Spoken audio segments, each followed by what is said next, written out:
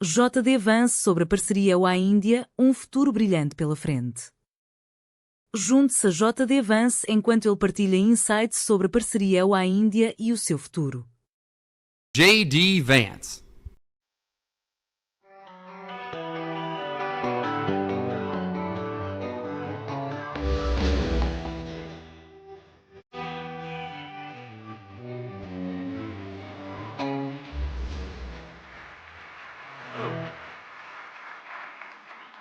Good to see everybody. How are we doing? Good, good. Well, it's an amazing privilege to be here in Jaipur. I'm thrilled to address the Ananta Center's India-US Forum, and I'm thrilled to have you all here with me. Thanks to all of you, the business leaders, decision makers, and of course the students for being here. And thanks to our great team at the U.S. Embassy for everything that you guys do for our country. In the United States, we're proud of the deep connection between our nations, between India and the United States. Prime Minister Modi, as most of you probably know, was one of the first visitors welcomed into the Oval Office during President Trump's second term. And like President Trump, the Prime Minister inspires remarkable loyalty because of the strength of his belief in his people and in his country. Now, we're so grateful for Prime Minister Modi's hospitality as well as the reception that he and everyone else in this country have given us on this first trip for me to India. This is my first time visiting the birthplace of my wife's parents, and she's, of course, in the front row there. There you are, Usha.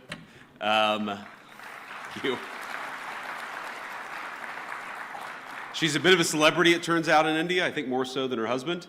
But I haven't been here long, but already I've been fortunate enough to visit the Akshardham Temple. Did I pronounce that right, honey? I did okay? All right. With my family this morning, as a matter of fact. And last night, Prime Minister Modi welcomed me, Usha, and our 3 small children at his beautiful home. I've been amazed by the ancient beauty of the architecture of India, by the richness of India's history and traditions, but also by India's laser-like focus on the future. And those things, I think this appreciation for history and tradition and this focus on the future is very much something that I think animates this country in 2025. Now, in other countries I've visited, it sometimes feels like there's a flatness, a saneness, a desire to just be like everyone else in the world.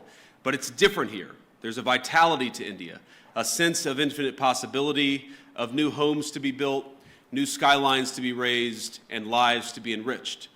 And there's a pride in being Indian, a feeling of excitement about the days that lie ahead. Now, it's a striking contrast with too many in the West, where some in our leadership class seem stricken by self-doubt and even fear of the future. To them, humanity is always one bad decision away from catastrophe. The world will soon end, they tell us, because we're burning too much fuel, or making too many things, or having too many children. And so, rather than invest in the future, they too often retreat from it.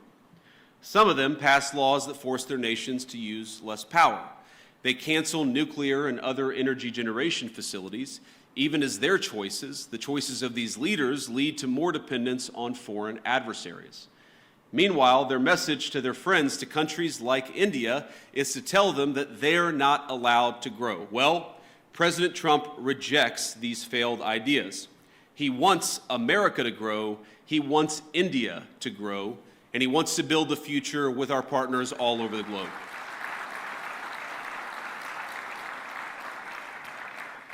And when I look at this audience, or when I visit this incredible country over these last couple of days, I see a people that will not be held back. Now, the most profound responsibility, I believe, that all of us have is not to ourselves, but to the next generation, to make sure we leave them with a better society than the one that our parents and our grandparents gave us. And this is the world that America seeks to create with you. We want to build a bright new world, one that's constantly innovating, one that's helping people to form families, making it easier to build, invest, and trade together in pursuit of common goals. Now, I believe that our nations have much to offer one another. And that's why we come to you as partners looking to strengthen our relationship. Now, we're not here to preach that you do things any one particular way. Too often in the past, Washington approached Prime Minister Modi with an attitude of preachiness, or even one of condescension. Prior administrations saw India as a source of low-cost labor on the one hand, even as they criticized the Prime Minister's government, arguably the most popular in the democratic world, and as I told Prime Minister Modi last night, he's got approval ratings that would make me jealous. But it wasn't just India. This attitude captured too much of our economic relationship with the rest of the world. So we shipped countless jobs overseas, and with them, our capacity to make things, from furniture, appliances, and even weapons of war. We traded hard power for soft power, because with economic integration, we were told, would also come peace through sameness. Over time, we'd all assume the same sort of bland, secular, universal values, no matter where you lived.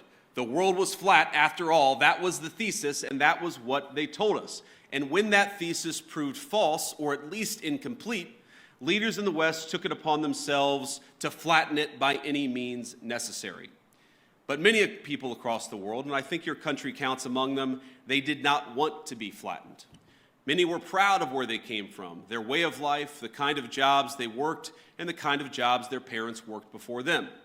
And that very much includes people in my own country, the United States of America.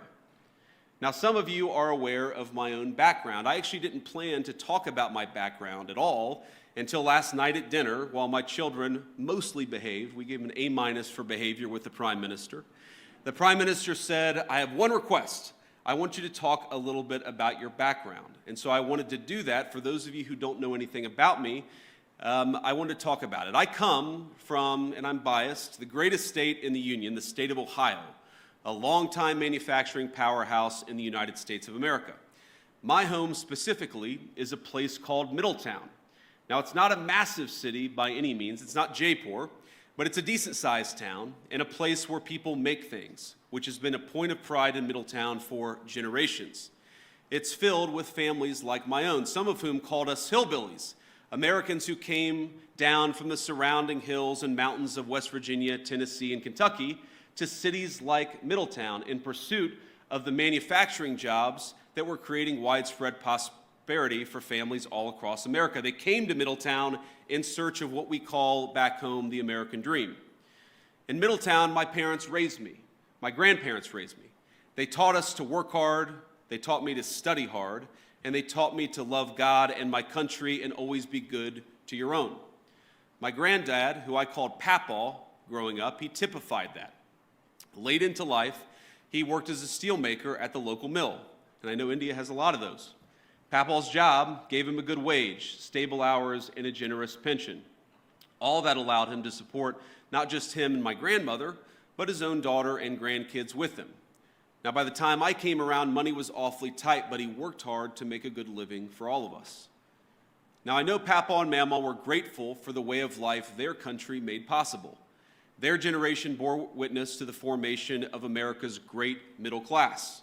And by creating an economy centered around production, around workers who build things, and around the value of their labor, our nation's leaders then transformed their country and made thousands of little Middletowns possible. The government supported its labor force. We created incentives for productive industries to take root and struck good deals with international partners to sell the goods made in the United States of America.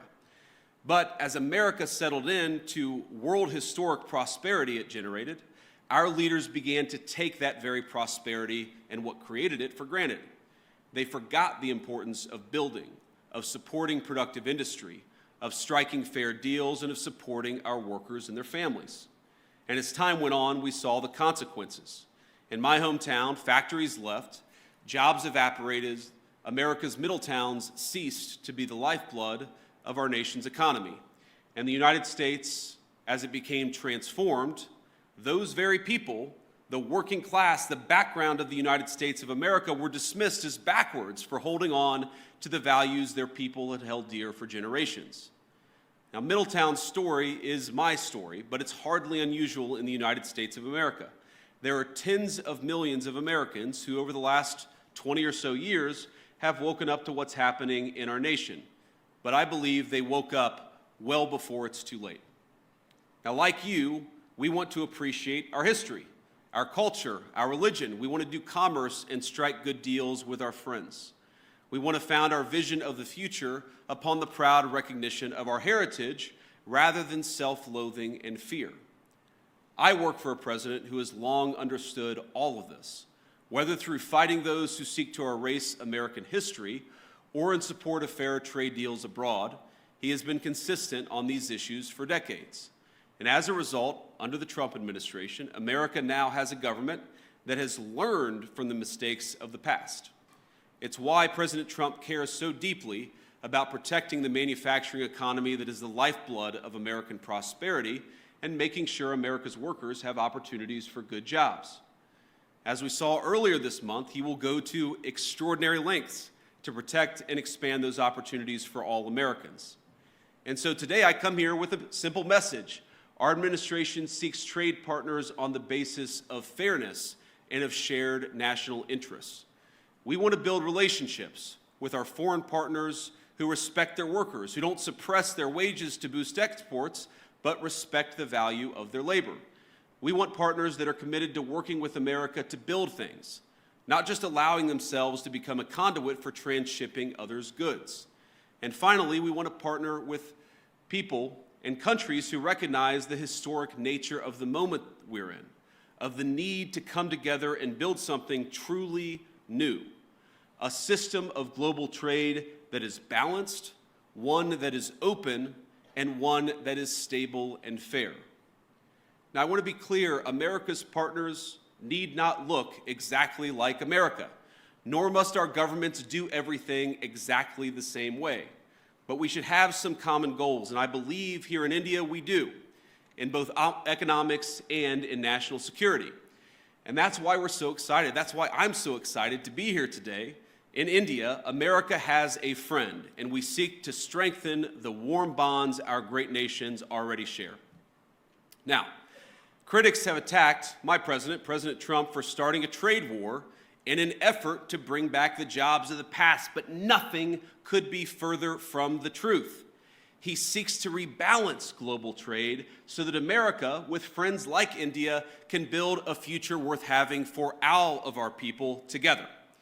And when President Trump and Prime Minister Modi announced in February that our countries aim to more than double our bilateral trade to $500 billion by the end of the decade, I know that both of them meant it. And I'm encouraged by everything our nations are doing to get us there.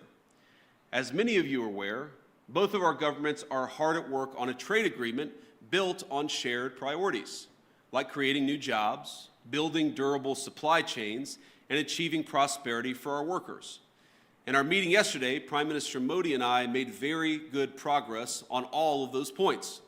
And we are especially excited to formally announce that America and India have officially finalized the terms of reference for the trade negotiation. I think this is a vital step. Thank you.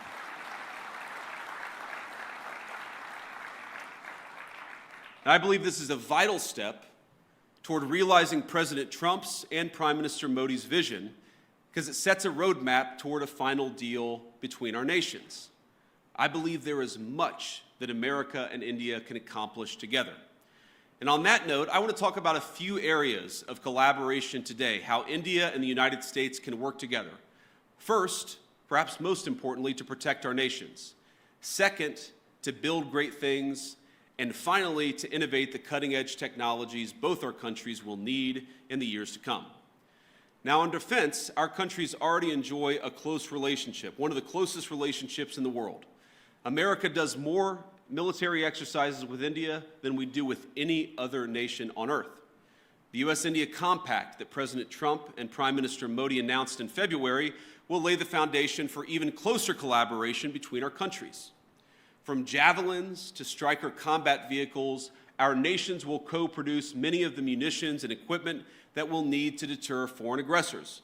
Not because we seek war, but because we seek peace, and we believe the best path to peace is through mutual strength.